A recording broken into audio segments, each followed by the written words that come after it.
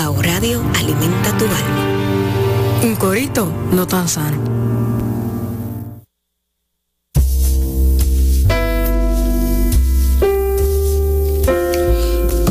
Señores, bienvenidos sean todos en esta tarde lluviosísima que promete ser Semana Santa lluviosísima. Es como el preludio, estos días han sido como el preludio de lo que será una larga semana de lluvias.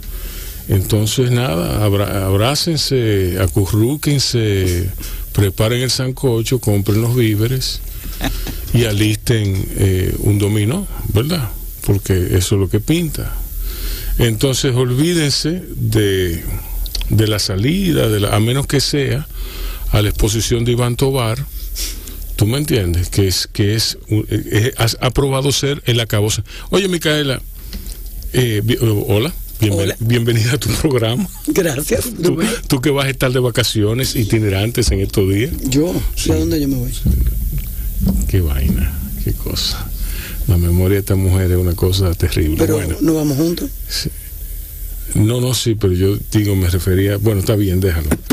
Está bien. Yo no me voy para ninguna parte, señores. Ok. La cultura, Micaela, sí vende. Y tienes años diciendo. Y así ha probado serlo. La cultura sí vende porque Iván Tovar... Es todo como tú le empaques y como tú le entregues. Hablamos de eso... sí, hablamos de eso. ¿Tú viste, Tony, la exposición de Tobar? La vi. Tony Ocaña, señores. ¿Qué tú piensas de esa exposición? Mira, lo primero que debo de decir... Digo, buenas tardes, escúchame. Buenas tardes a nuestros buenas invitados. Noches. Buenas noches. Es que está de noche allá afuera. Exacto, sí. Bueno, sí. Más o menos, ¿verdad? Sí. Mira, lo primero que quiero decir es lo siguiente. Yo conocí a Iván, no te voy a decir que fuimos amigos íntimos, pero estuve en su casa, estuve varias veces en su estudio, salimos un par de veces juntos, estuve en mi casa. No, aquí hace ya unos años atrás. En mi opinión, hay dos grandes surrealistas dominicanos. Sí. Jorge Noceda Sánchez, anterior a Iván Tovar. Muy a lo Dalí, eso sí. Y definitivamente Iván. Iván es, en mi opinión, el mejor surrealista dominicano. Tenemos diferentes tipos de artes, ¿no? Sí, en cuanto al surrealismo se refiere, en mi opinión es el mejor. En cuanto a la carpa, hay dos cosas que quiero mencionar. Lo primero es que en el Museo de las Casas Reales hay una exposición de bocetos familiares que él dejó en su casa, que se están exponiendo ahí, que son interesantísimos. En cuanto a la carpa, quiero felicitar a los señores RISEC que han patrocinado esto, y a todos los que han tenido que ver con este proyecto, porque definitivamente es muy interesante. A mí me gustó mucho en la parte creativa lo que se hizo ahí. Yo he visto varias exposiciones en España de estas inmersivas que le llaman, ¿no? Me hizo falta el asunto de los lentes, ¿cómo se llaman? De tercera dimensión. De tercera dimensión, virtuales. Sí, porque, por ejemplo, yo he visto exposiciones con los lentes virtuales, donde tú entras, por ejemplo, si es la casa o el estudio del artista, donde tú vas entrando por la casa, por el estudio, y también dentro de los cuadros, que es interesantísimo. Pero lo que se hizo fue extraordinario, el trabajo que se hizo. Hay que darle mérito a René Brea en ese sentido. ¿Y qué? René Brea creo que estuvo también. Bueno. Estuvo involucrado. Pues mira, lo felicito a todos, e invito a todo el pueblo que vaya a ver las dos exposiciones. Son dos cosas totalmente diferentes, pero interesantísimas las dos. ¿Te refieres a la de los bocetos y a la carpa? ¿Tú fuiste a la carpa? Sí. Qué fabulosa es. Extraordinario. Y tú sabes que la gente como que no ha mencionado mucho, y me gustaría mencionar, independientemente de eso, hay una pieza que es la silla. Esa silla de Iván es una joya. Ay, mira, a mí me voy a meter en rojo, ¿puedo, verdad? Sí, claro. Es que yo no vi el verde del semáforo, nunca lo he visto. A su propio riesgo. Me voy de cabeza, no sé si tiene agua en la piscina. Mira, yo critico a todos los gobiernos de nuestro país, absolutamente a todos, que nunca han apoyado la cultura. A veces dan un toquecito de cultura. En mi opinión, el Estado Dominicano, independientemente de quién gobierne, el Estado Dominicano debería de adquirir obras de artistas consagrados. El caso de Iván Tovar, Domingo Liz, Ramón Oviedo, Gilberto Hernández Ortega, Paul Giudicelli, en fin, unos cuantos, ¿no? Sí. Y deberíamos de tener realmente un museo, porque aquí tampoco hay un museo. Aquí hay una sala de exposiciones que se llama Museo de Arte Moderno. Y esa silla de Iván Tovar, independientemente de uno que otro cuadro también, deberían de formar parte de la colección del Estado Dominicano. Yo le he propuesto... Para preservar, claro. Sí, yo le he propuesto a varios ministros de Cultura, ¿me puedo extender un poco? Sí, sí. Le he propuesto 2 o 3 cosas a varios ministros de Culturas. Lo primero es que debe de haber un liaison entre el Ministerio de Cultura, Relaciones Exteriores y Presidencia. ¿Con qué objetivo? Con que cada vez que el presidente dominicano vaya a visitar un país, sea el país que sea, lo acompaña. Eso se coordina con varios meses de antelación. O sea, un presidente no va a China de hoy a mañana, eso se planifica en enero para ir en octubre. Entonces, que se coordine de estado a estado una exposición. Yo he propuesto Oviedo, pero obviamente de los grandes artistas dominicanos, con una curaduría profesional, no con el sobrino de la amiga, tú sabes, para que en ese país que va a visitar el presidente dominicano se inaugure una gran exposición con el presidente de ese país y el presidente dominicano. Exacto. Eso hace que lo mejor de nuestra cultura sea conocida. Exacto. Y eso hay que hacerlo, porque nosotros no podemos vivir solamente de ron y playa. O sea, y de reggaetón ahora. De reggaetón. Cuando tú vas a París, si tú no fuiste a los museos, tú no fuiste a París. Si tú vas a Madrid, a lo mismo en Nueva York. En Nueva York, cualquier gran ciudad. Sí. Entonces nosotros tenemos que crear un turismo cultural, que es el que más dinero deja al país. Eso por un lado. Lo otro es que considero que el Estado Dominicano debería hacer museos. Por ejemplo, se puede hacer un museo Iván Tovar, un museo Ramón Oviedo, un museo Paul Giudicelli, y estoy seguro que muchos de los coleccionistas, en mi caso definitivamente que sí, estaríamos en la mejor disposición de prestar claro, de 10 o 20 años obras para que el Estado solamente tenga que invertir en la parte física, y le sobran propiedades donde esto se puede hacer. Y el propio Estado tiene muchísimas obras de arte. Claro que sí. En muchísimas instituciones del Estado hay muchas, sí, pero muy buenas fíjate obras. Fíjate una cosa, hay muy buenas obras en poder del Estado, pero la inmensa mayoría, y me vuelvo a meter en rojo, es colección privada. No. Es que algún funcionario tenía una relación con un marchante de arte que le vendía, y hay cualquier cantidad de porquería en las instituciones del Estado. También hay muy buenas obras. Hay buenas obras también. Pero la inmensa mayoría no son de importancia, no lo son. Que me perdonen muchos artistas, esa es mi opinión y puedo estar equivocado. ¿Entiendes? Bueno, sí, pero tu opinión tiene un peso. No sé. Mira, cuando se hizo, que fue Cuquito Morel, el arquitecto, lo de la Suprema Corte de Justicia, ahí se trabajó con criterio.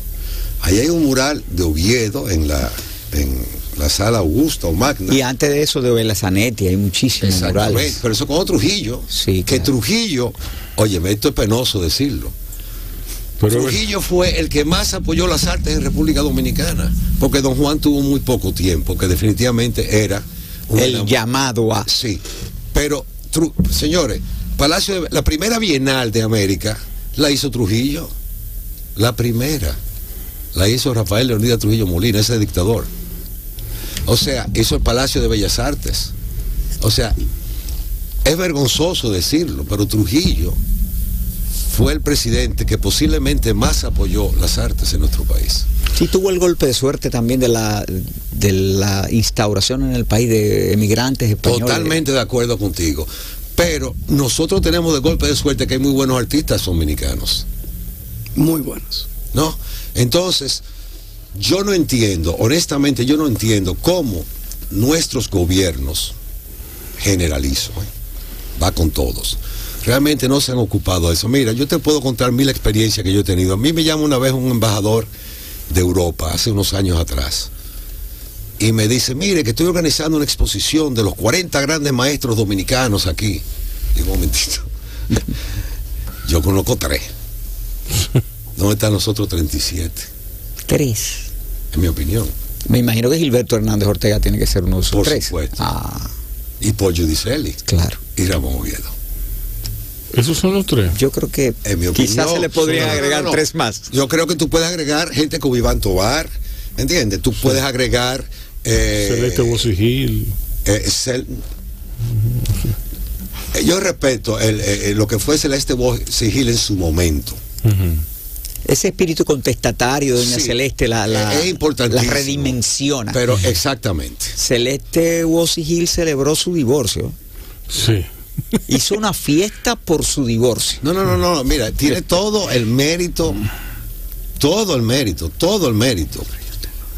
Pero en cuanto a su arte se refiere, por ejemplo, para mí Ada Balcácer evolucionó 1000 veces más y es una de las grandes maestras. Tú me decías, dime 3 más. Ada Balcácer debería estar ahí, por supuesto que sí.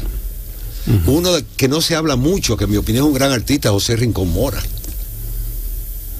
O sea, sí tenemos, yo dije 3 por decir, pero que son pocos los que realmente maestros consagrados. Pero claro, esta persona, yo le pedí los nombres y yo no conocía 40 de esas personas, porque es que no hay una cultura. Búscame un ministro, un agregado cultural, uno, en nuestras tantas embajadas en el mundo, que tú digas, ese agregado cultural ha hecho el trabajo por el que se le paga para dar a conocer la cultura dominicana en el país donde está. ¿Quién es? No sé. Yo tampoco. No sé, mi catálogo no llega ahí. El mío tampoco. Yo, agregado cultural, creo que como embajador, José Antonio Rodríguez intentó hacer una exposición. Creo que lo intentó. No sé si al final se pudo materializar. A José Antonio le propuse yo lo de que cuando los presidentes vayan a viajar hagan ese trabajo para que se inaugurara una gran exposición de pintura dominicana con el presidente al que se de turno. Sí, eso yo se lo propuse a José Antonio. Creo que no se hizo cuando él era ministro de Cultura. Sí.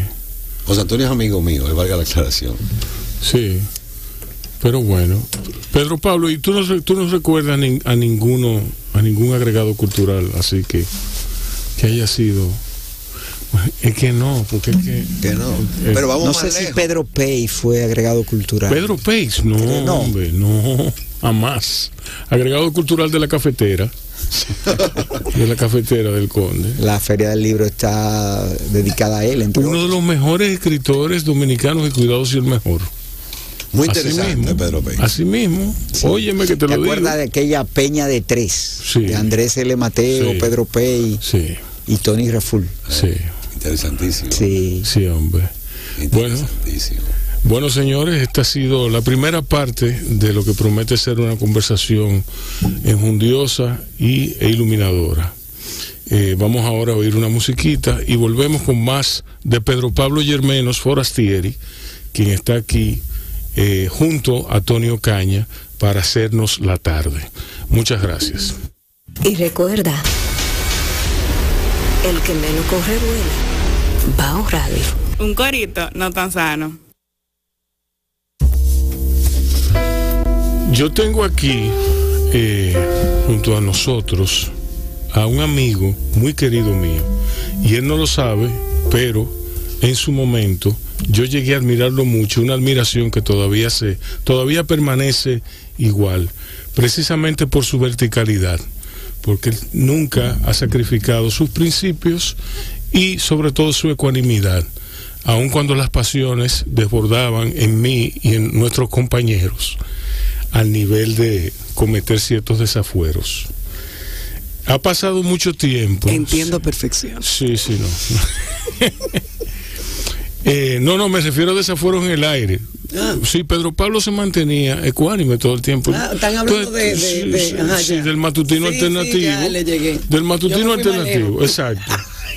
Hoy por hoy, Pedro Pablo Yermenos Forastieri es juez del Tribunal Superior Electoral. Él está aquí para hablarnos de la institución.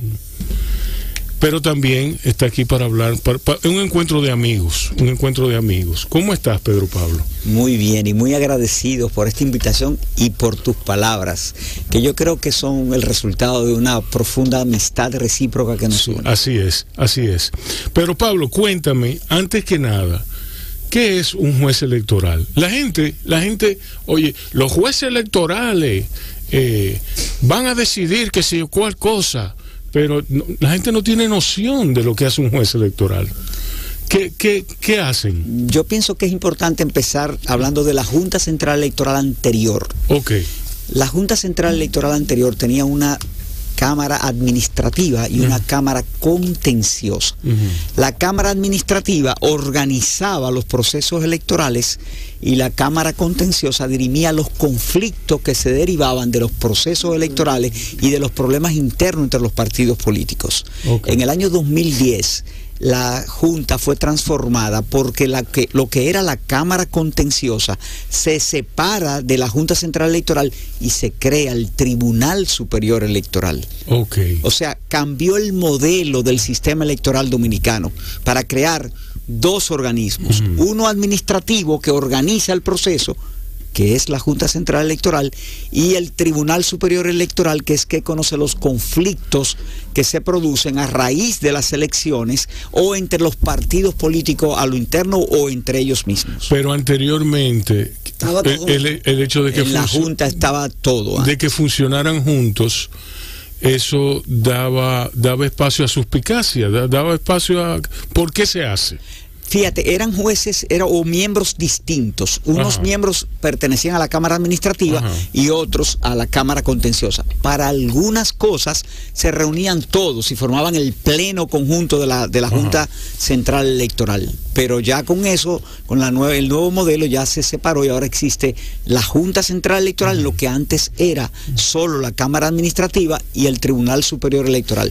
Además de lo que le he dicho, de resolver los conflictos entre los partidos, el Tribunal Superior Electoral tiene que ver con las rectificaciones de los errores en las actas del Estado Civil, que aquí en el país son millones las personas que tienen problemas o en su acta de nacimiento o en el acta de defunción de un pariente que murió o en su acta de matrimonio. En el acta de matrimonio, sí. Y nosotros somos los que resolvemos eso. Yo le tengo una pregunta, ¿y eso mundialmente es así? ¿La separación? No, los sistemas varían. En algunos países sigue siendo como el modelo que teníamos nosotros y en otros son como nosotros ahora lo tenemos, separados los dos organismos. Pero ¿por qué se separan? ¿Por qué llegamos a esa coyuntura? Es la elección de un sistema electoral. Los países optan por el sistema electoral que prefieren. Yo creo que es mucho mejor que estén separados como estamos ahora. Mayormente es así, separado. Es lo que suele primar y cada día se incorporan más organismos separados. ¿De qué manera, hasta dónde es eso un índice del desarrollo de un país? Sí, yo creo que eso tiene que ver con la especialización, que es un signo de avance en los pueblos en todas las direcciones. En consecuencia, nosotros somos un tribunal especializado en la problemática electoral. Nos designa el Consejo Nacional de la Magistratura, que está formado por el presidente de la República, el presidente de la Suprema Corte de Justicia y otro juez de la Suprema, el presidente del Senado y otro senador que sea de un partido diferente al del presidente del Senado y que represente la segunda mayoría. También el presidente de la Cámara de Diputados y un diputado adicional que también sea del segundo partido y que represente la segunda mayoría. Y el procurador, en este caso la Procuradora General de la República. Ahora se habla de cambios posibles en la Constitución de la República, donde se pretende modificar la composición del Consejo Nacional de la Magistratura para sacar de ahí el Procurador General de la República. ¿Cómo facilita? Adentro de lo de la justicia electoral. O sea, sacarlo del Consejo Nacional de la Magistratura, que es el organismo que designa a los jueces del Tribunal Superior Electoral. Claro, de acuerdo, entiendo. ¿Por qué se sacaría Bueno, porque él puede poner a quien él le da la gana. No, porque hay un grupo. Sí, bueno, pero él puede sugestionar. Bueno, el presidente de la República, en el modelo dominicano, quien nombra al presidente de la República es el al Procurador General de la República, es el presidente de la República. Exacto. Entonces, al tener el voto de él y tener el del procurador, se le está dando como una especie de privilegio al presidente de la República, y por demás hay algo que realmente creo que, siendo honesto, debe ser criticado. Como son 8 los miembros del Consejo Nacional de la Magistratura, existe la posibilidad de una votación empate. ¿Y cuál fue la solución que se encontró? Que el presidente de la República decide, o sea que tiene un voto privilegiado. Si hay un empate 4-4, por quien vote el presidente es el que decide. Y eso creo que realmente no es auténticamente democrático. Con este cambio bajaría a 7 y ya dependiendo yo creo que, no sé si a 7, pero creo que lo que estaría claro que sería un número impar. Porque eso es algo insólito, que un organismo colegiado esté formado por un número par de personas. Claro. Qué bien, eso aclara muchas cosas. El tribunal tiene una duración de 4 años, son 5 jueces que lo componen, tienen 5 suplentes también, lo cual a mí también me parece algo realmente innecesario. Los suplentes casi no participan, es muy raro que los suplentes participen. Sí. Es junto a la Junta Central Electoral los únicos organismos colegiados que tienen suplente. La Suprema Corte no tiene, el Tribunal Constitucional no tiene. El Tribunal Superior Electoral forma parte de lo que se llaman las altas cortes, que son 3, el Tribunal Constitucional, la Suprema Corte de Justicia y el Tribunal Superior Electoral. Ahora, la Suprema Corte de Justicia, que es una alta corte, es quien preside uno de los poderes del Estado, que es el Poder Judicial. El Tribunal Superior Electoral y el Tribunal Constitucional son de los denominados organismos extrapoder. O sea, no se le ubica en ninguno de los 3 poderes clásicos del Estado.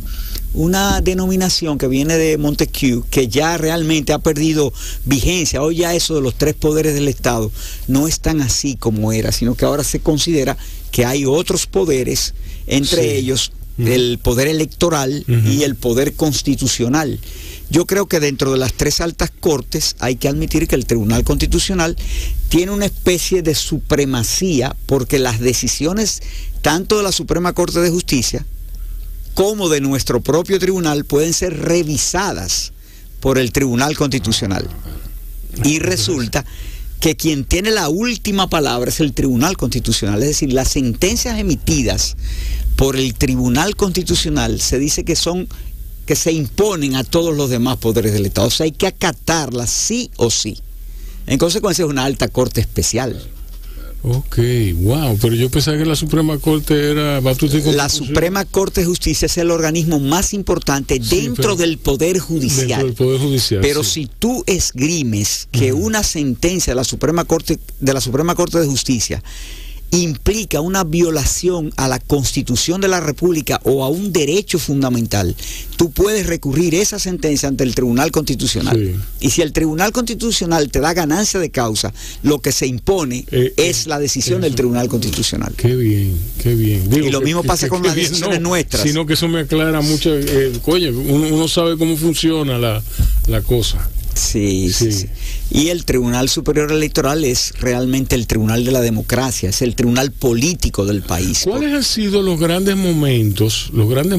momentos en la historia de la Junta del Tribunal Electoral, los grandes momentos de cambio que lo Recuérdate, llevan? Rubén, que es un tribunal joven. Fue en el año 2010, empezó a operar en el 2011. Exacto. Acabamos de celebrar los 10 años del Tribunal Superior Electoral. Bueno, pues es un tribunal joven, pero en los procesos electorales, sobre todo en el proceso electoral recién pasado, es donde se producen los momentos más álgidos, más estelares del Tribunal Superior Electoral. Y el trabajo realmente es frenético, porque entran demandas diariamente por decenas.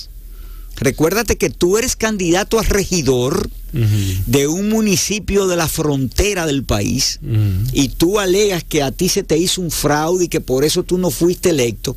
El Tribunal Superior Electoral es quien dirime eso. Sí. Y así con los diputados, así con los senadores, y así con incluso con los candidatos presidenciales. Tú quieres formar un partido político. Juez alterno que tienen ustedes. Mándelo para la frontera para que hagan investigación. Para que se ganen su cuarto. Los suplentes. Claro, los suplentes. Tú quieres formar, Micaela, un partido político. De verdad. Somete tu instancia de solicitud a la Junta Central Electoral. La Junta Central Electoral te niega el reconocimiento al partido o al movimiento político que tú quieres formar. Donde tú debes recurrir si estás inconforme es ante el Tribunal Superior Electoral. Míralo ahí, Micaela, tú que me estabas preguntando eso. Sí. Sí, porque la sangre llama. Hay convenciones en los partidos políticos y si hay grupos que opinan diferente, que no están de acuerdo con las decisiones que se tomaron, recurren al Tribunal Superior Electoral. Qué bien. Wow, pero eso es un trabajo sumamente interesante. Pero ya no me asombra que tú hayas dejado el matutino. Bueno, yo dejé el matutino bastante antes. Ah, bastante antes. Sí, sí. Ah, ok. ¿Y por qué? No, la vida cambia. Sí, sí. Cambia, todo cambia. Sí, bueno, en mi caso fue un cambio forzoso. A mí me dio un ACV. Yo estaba muy mal. Yo no me daba cuenta, yo mismo no me daba cuenta de lo mal que yo estaba. Entonces yo fui a cumplir con mi trabajo en el matutino, pensando que yo podía articular. Y entonces cuando fui a articular no me salía. Yo pensaba, mis pensamientos estaban en dar los buenos días, en decirle a la gente que qué bueno que nos estaban oyendo, y lo que me salía era un disparate. Pero entonces, lo importante es que estás muy bien ya. Sí, no, yo estoy bien, yo estoy perfectamente bien y muy agradecido porque estoy haciendo lo que me gusta, lo que me apasiona, con una socia que no puede ser mejor que Micaela, porque es mi amiga de muchísimos años. Entonces yo estoy feliz. Qué bueno, eso es lo importante. Estoy feliz, estoy fuera de mí. Entonces, a lo que me refiero es que la vida, hay veces que cuando no queremos cambiar, nos cambia. Así es. Y casi siempre es para bien. Y no nos damos cuenta en el momento, ¿eh? Yo soy un testigo de eso también. Sí. Bueno, señores, vamos a una música. Sí, vamos a una música. Vamos después de la musiquita al noticiero, probablemente, y regresamos en breve. Bao Radio. Un corito no tan sano. Cállense.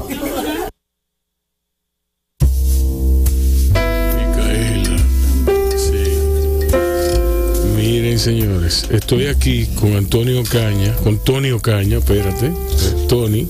Sí, porque tu nombre es Antonio, pero todo el mundo te dice Tony. Entonces, Anthony es el guitarrista, tu hijo, que ese es otro confín, como dicen. Mira, una última pregunta, Pedro Pablo, sobre el tribunal.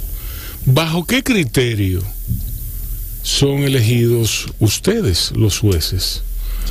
Si los criterios de elección de los miembros de tribunales electorales varía de un país a otro, incluso en la República Dominicana ha variado. Los sistemas son fundamentalmente tres.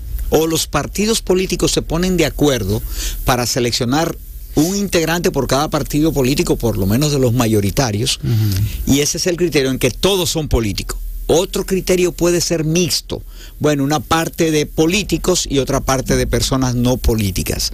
En el caso del actual Tribunal Superior Electoral, el criterio que primó fue el de no militancia partidaria. Y los 5 integrantes de los jueces titulares del Tribunal Superior Electoral no tenían militancia política, por lo menos en los años recientes. De tal manera que 3 de los actuales jueces del Tribunal Superior Electoral vienen del Poder Judicial, uno con más de 30 años, otro con más de 20 años, dentro del Poder Judicial. O sea, eran jueces ordinarios y pasaron a ser ahora jueces electorales. Y 2 venimos del ejercicio profesional.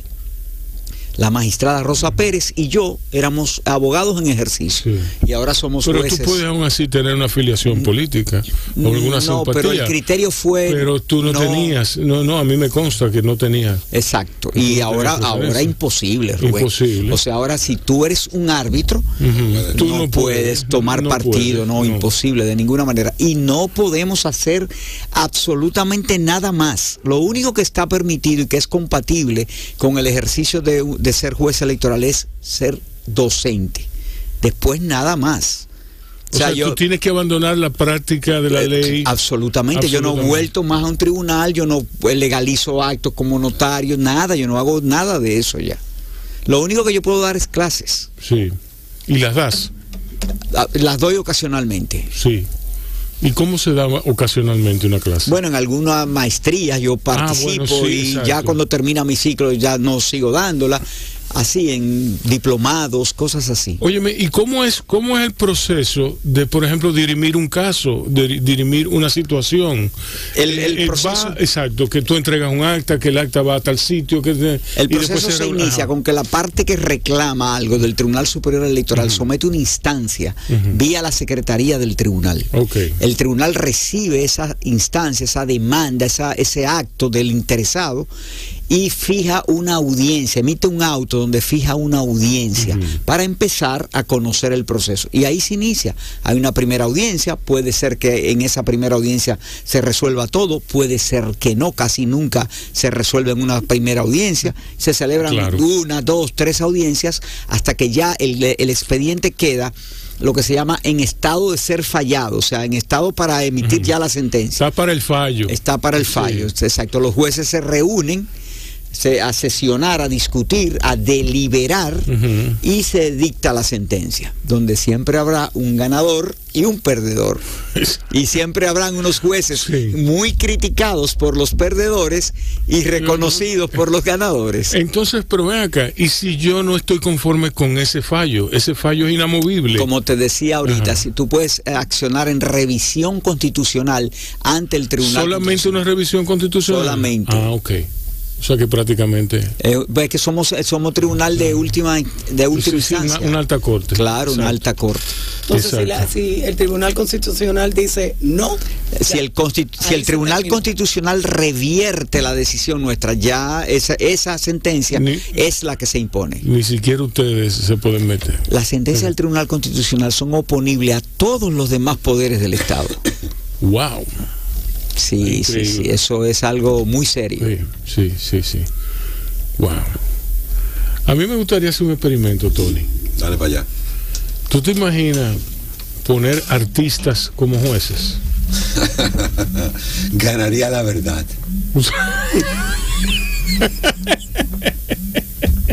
Tony, recuérdate que tú estás al lado de un juez electoral que lo puedes herir. Sí, en lo profesional.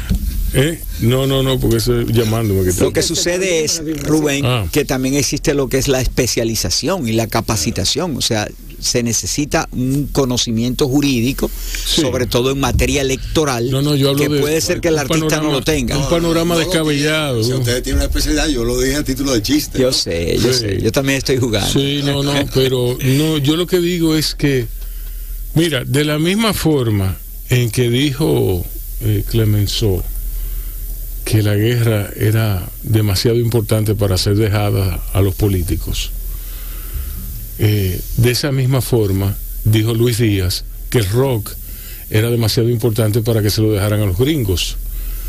¿Entiendes? Entonces la ley y su fruición es quizá demasiado importante para ser dejada en manos de abogados. Bueno. Sí. Yo lo que te quiero, si me permite que interrumpa un segundo. ¿Te va a meter en rojo otra vez? No. Lo que Pedro Pablo explicó de cómo se ha escogido el actual, yo creo que definitivamente es la mejor manera. A mí me parece también lo mismo. 100% la mejor manera, porque en teoría no, en realidad no hay influencia política, sino que son personas profesionales que conocen y que van a actuar de manera desinteresada. Mira, Tony, Rubén y Micaela, yo les voy a decir una cosa aquí con plena sinceridad. Yo estoy de acuerdo contigo en que es el mejor de los criterios, pero tampoco llego al extremo de decir que porque tú hayas sido militante de un partido político no puedas tener el perfil, la aptitud con P para ser miembro de un tribunal electoral. Y nosotros tenemos incluso ejemplos de eso. El actual presidente del Tribunal Constitucional es Milton Ray Guevara, que fue un militante partidario de muchísimos años. Y yo creo que tiene un ejercicio a lo interno del Tribunal Constitucional que todo el mundo respeta, o la mayoría de la gente respeta. Pero no representa ya ningún partido. No, pero lo que te quiero decir es que si vamos a aplicar el criterio de que tú no has podido ser miembro de un partido político, don Milton estaría descalificado. Y además tú estás cerrando las posibilidades de elección a muchas personas, a tres abogados, a tres, ¿tú me entiendes? Encontrar un abogado, un juez, a quien sea que no haya sido militante de determinado partido político en este país es muy difícil. Sí, de lo que se habla es de por lo menos los últimos 5 años. Correcto. Que no hayan sido militantes políticos. Yo creo que es el mejor criterio, lo repito. Sí. Pero eso no me conduce a decir, no, si tú militaste en un partido político ya tú estás descalificado. ¿Qué nos lleva a eso? ¿Qué nos lleva a seleccionar ese método de trabajo? El actual, el que se aplicó ahora. Sí. Bueno, debo decir con toda honestidad que fue una promesa de campaña del actual presidente de la República, que es el presidente del Consejo Nacional de la Magistratura. Okay. Incluso él tuvo oposición dentro de su partido, en el Congreso de la República, de personas que decían que no estaban de acuerdo con su criterio. Y él insistió en que los miembros de la Cámara de Cuentas, los miembros del Tribunal Superior Electoral, debían ser personas sin vinculación político-partidaria, y esa tesis se terminó imponiendo. Oh, muy bien. Papi no hubiese sido, con el criterio de hoy en día, Papi no hubiese sido, no hubiese podido ser juez, y era abogado. Exactamente. Sí. Porque ha sido militante, fue militante toda una vida, por ejemplo. Sí, pero ¿qué tipo de militante fue? Bueno, pero ese no es, ahí no vamos a ir. El punto es que si vamos a ser rígidos en el criterio de que no pueden ser militantes partidarios, don Hugo no pudo haber podido ser. No, sí, porque él en su conducta moral, en su conducta pública, él era un hombre probo, pero él no tenía los 10 años. No tenía sin militancia. 40, 50. Tenía 50 y pico de militancia, ¿tú me entiendes? Ahora, como se da una cosa, se da la otra. Claro. Cuando se aplica el criterio de que sí, de que puede ser militantes partidarios, o sea que se hace una redistribución entre los partidos políticos.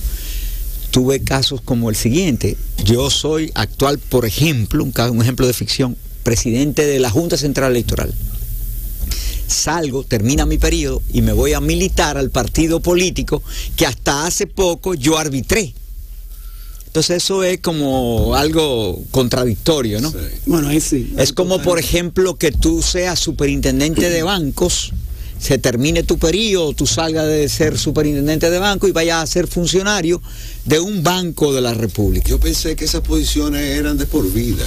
No, los jueces del Tribunal Superior Electoral son electos por un periodo de 4 años, aunque pueden ser reelectos, pero el periodo en principio es solo por 4 años.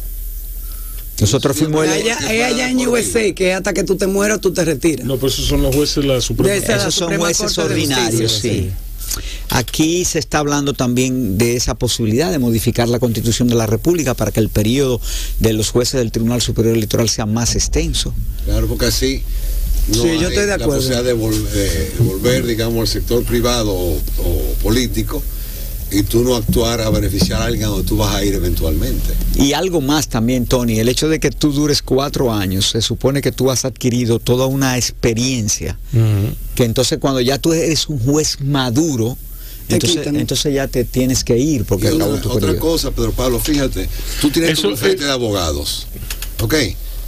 Te va bien, reconocen tu seriedad, te nombran ahí, tienes que olvidarte de tu bufete de abogados. Que es mi caso, yo no he vuelto a ejercer. Finalizan los 4 años, a comenzar de cero, en teoría. Así es. Entonces, me parece a mí que lo lógico es que sea de por vida, una vez. No, y eso, bueno, mira, eso garantiza la madurez de un juez, como tú dices. La continuidad. La continuidad, eso evita el posible vicio para que entre dentro del sistema.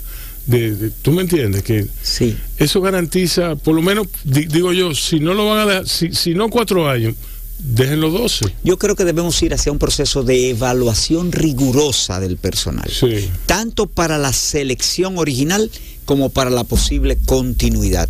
Sí. Y fíjate, un elemento que yo creo que no debe faltar en esos criterios de selección es lo que yo he denominado, lo que se llama inteligencia emocional. Claro. Para tú ser miembro de un organismo colegiado, sea del tipo que sea, en estos 9 meses que yo tengo como juez electoral, ya tengo una gran conclusión, que ese tiene que ser un requisito que no puede faltar. Tú puedes ser Robespierre revivido, tú puedes ser Massot, Tung, cualquier tratadista famoso de derecho. Si tú no tienes capacidad de llevarte armoniosamente, al menos con una armonía mínima en un organismo colegiado, tú no puedes ser miembro de ese organismo. 100%. Porque tú tienes que entender que tus posiciones no siempre van a prevalecer. Tú tienes que entender que tú tienes que escuchar con respeto la posición de tus pares, que esas posiciones no siempre tienen que coincidir con las tuyas.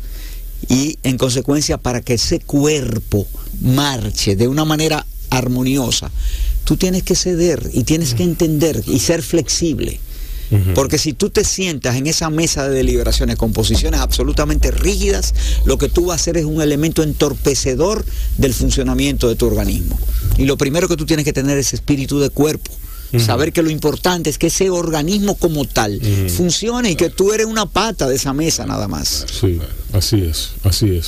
Entonces a eso yo aspiraría, que al final de mi periodo el Consejo Nacional de la Magistratura, con esta o con otra composición, me someta a una evaluación rigurosa, que determine si mi paso por ese tribunal durante 4 años merece que yo pueda continuar.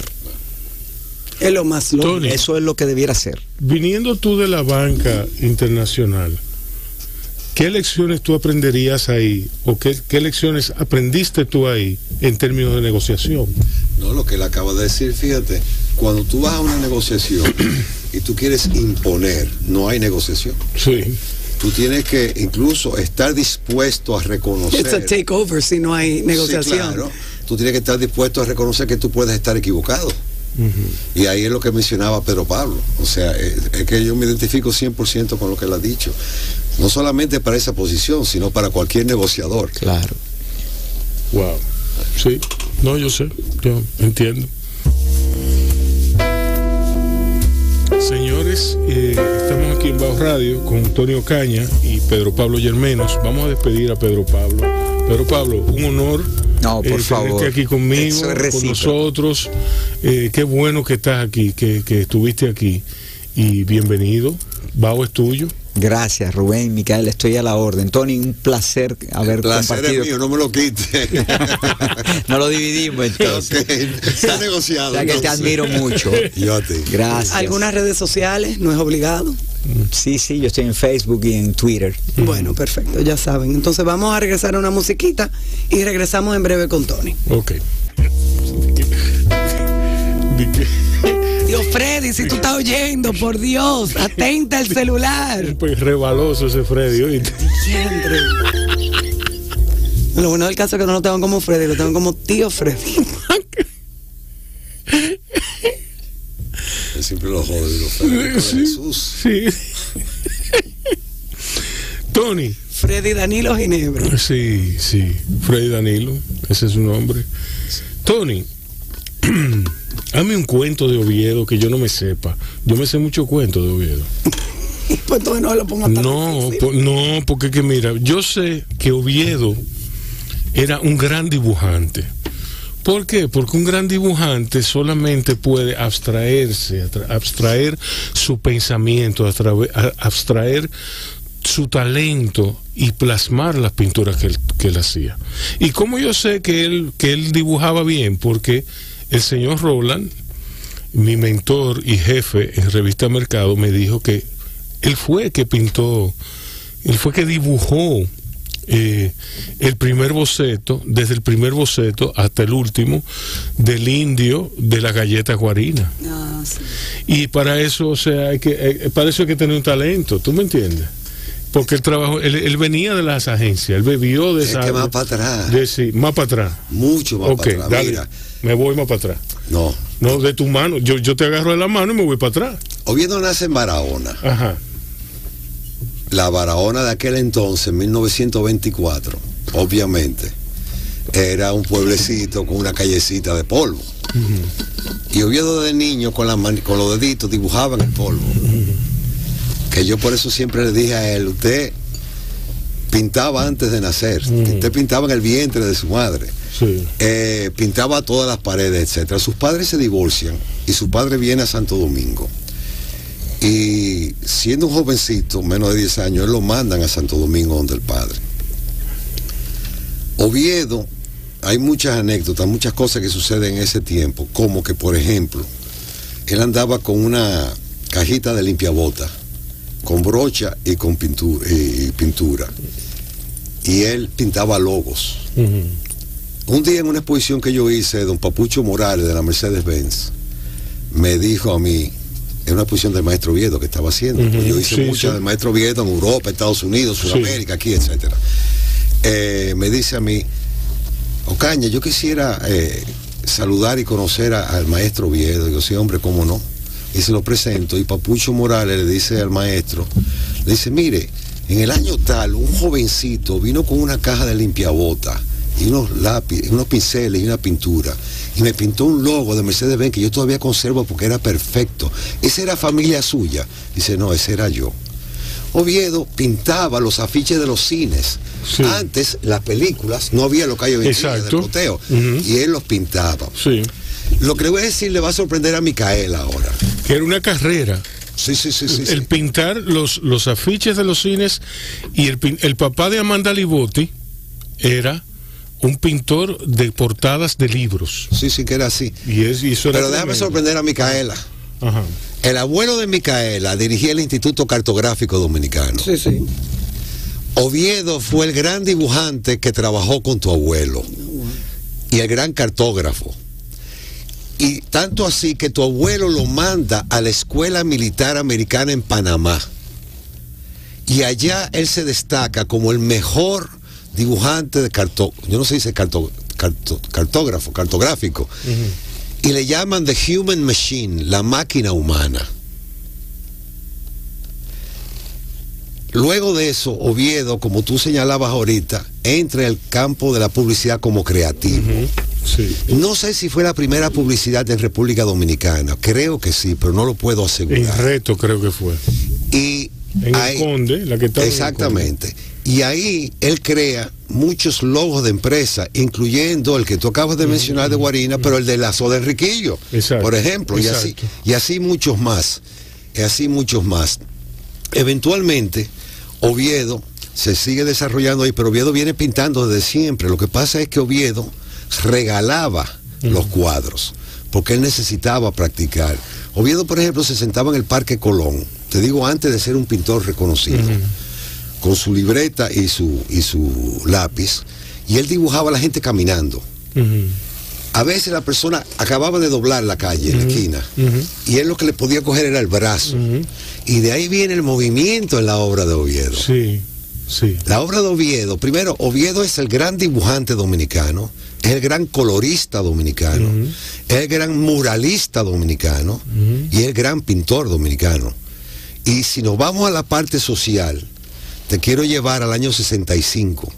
En el año 65 ya Oviedo había empezado realmente a pintar, porque en el 62 se hizo una exposición en el edificio Vaquero de la calle El Conde, a donde a él lo invitan, que él nunca había expuesto antes, en una colectiva, por su edad, que tendría 36, 38 años, y porque era del mundo de la creación como creativo publicitario. Al día siguiente, la crítica de quien habla es de Ramón Oviedo, lo cual le crea mucho celo con los otros pintores, ¿no? Y Oviedo ya está pintando en esa época. Va a estallar la Revolución de Abril, y Oviedo se entera, el 23, el 24, no recuerdo bien, y hace un afiche gigantesco de Juan Bosch, y es la primera obra que incita al pueblo al levantamiento de la Revolución. Silvano Lora crea el Comité Cultural, ¿cómo se llamaba? La parte, bueno, dentro del movimiento revolucionario había un comité cultural que lo crea y lo dirige Silvano Lora, y a donde participan algunos artistas como Ada Balcácer, Ramón Oviedo, creo que Hilario, Y Oviedo fue el que hizo la mayor cantidad de obras, tanto pequeños afiches y esto, como murales. En el 65, después de la Revolución, se decide hacer un concurso de arte para premiar la mejor pintura de aquellos que estuvieron, todo relacionado con la Revolución. Y Oviedo gana con su obra 24 de abril. Esa obra hace un guiño obvio al Guernica de Picasso. Pero hay una gran diferencia. Picasso nunca estuvo en Guernica, Oviedo estuvo ahí. Y en esa obra está retratado personas que él conocía, que él vio morir ahí. Por eso yo siempre he dicho y le he pedido a diferentes ministros de cultura y a funcionarios del actual gobierno que esa obra tiene que ser adquirida por el Estado Dominicano para ser expuesta de manera permanente, para que el pueblo dominicano conozca de esa obra. Eso en el 65. Él gana el primer premio con la obra 24 de abril. Él participa en el concurso de arte León Jiménez en el 69 y gana el primer premio de pintura. Decide participar en el 70 en el concurso de León Jiménez, que era el concurso más importante que había en aquel entonces en el país y que lo sigue siendo independientemente de la Bienal. Y en el 70 vuelve y gana el primer premio de pintura. Ahí Oviedo decide no participar más en concursos. Pero en el 1974, reanudada la Bienal, se decide crear un gran premio que sea el primer gran premio de honor, que independientemente de la disciplina, ya sea pintura, dibujo, escultura, lo que fuera, se considerara la mejor obra, y que iba a dirigir ese jurado de premiación José Gómez Sicre, probablemente el crítico de arte más importante de América Latina, que dirigía el Museo de la OEA en Washington. Y ahí Oviedo decide participar. Oviedo gana el primer gran premio de honor. Y a partir de ese momento ya decide no participar más. Hay mil anécdotas que te puedo contar de Oviedo, nuestros viajes, nuestras exposiciones. Yo recuerdo que al maestro yo lo conocí en tu casa una tarde, era temprano, como las 2 de la tarde. Yo lo recuerdo como una persona tranquila y parsimoniosa, de unos movimientos casi estudiados. Sí. No existían para él los movimientos rápidos. Él como que se movía lentamente, con una armonía. Todo él parecía armonía. Y él hablaba en un tono súper tranquilo. Y yo recuerdo que yo me adormecí. Y él fue como arrullándome, contándome de sus abstracciones, y él fue un viaje esa entrevista. Sí, mira, ¿Cómo era él? Mira, el maestro Oviedo es probablemente uno de los hombres más humildes que yo he conocido, con una gran cultura. A él no le interesaba hablar de lo que él sabía, a él le interesaba crear. Oviedo, el maestro, él tenía y ahorita vuelvo para atrás, él tenía una pesadilla recurrente, y era que se había repetido, porque él no concebía la repetición en la creación. Y si tú ves una obra de Oviedo, cada obra de Oviedo es una obra diferente, totalmente diferente, pero siempre acertando. Yo recuerdo que Marcel Marceau, el famoso mimo, que fue a casa varias veces para conversar con Oviedo, en una ocasión Marcel hablaba inglés y francés, yo estaba en el medio, que habló español e inglés, y Oviedo a la derecha, que solamente hablaba español. Y en un momento Oviedo está ido, y yo le digo a Oviedo, maestro, intégrese, pero Oviedo no me escuchó. Y me dice Marcel, ¿qué tú le dijiste? Digo, no, que se integre. Me dice, no, yo estoy viendo a la creación. Claro. O sea, fue un atrevimiento mío, que me dieron un boche, vamos a estar claros, ¿entiendes? Después recuerdo Vargas Llosa, estando un día en casa también para conocer al maestro, porque ya Vargas Llosa había admirado la obra de Oviedo. Y le había llamado la atención, y a través de doña Marián de Tolentino y Mario, tu tío, lo llevaron a casa para que conociera a Oviedo. Y recuerdo que Mario Vargas Llosa le dice a Oviedo, ¿qué usted opina de la obra de un artista, no me acuerdo, el nombre del artista. Siempre digo que, vamos a suponer que se llamara Shakespeare. Y le dice Mario Vargas Llosa, ¿qué usted opina de la obra de Shakespeare? Y yo le dice, no lo conozco. Y se queda pensativo.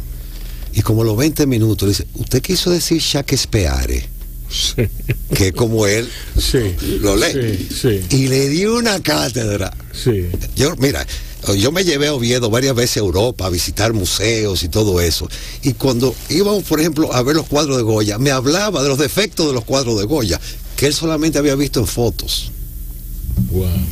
Oviedo fue un hombre increíble. Mira, para mí, el gran artista de todas las Américas, desde Alaska a la Patagonia, es Rufino Tamayo.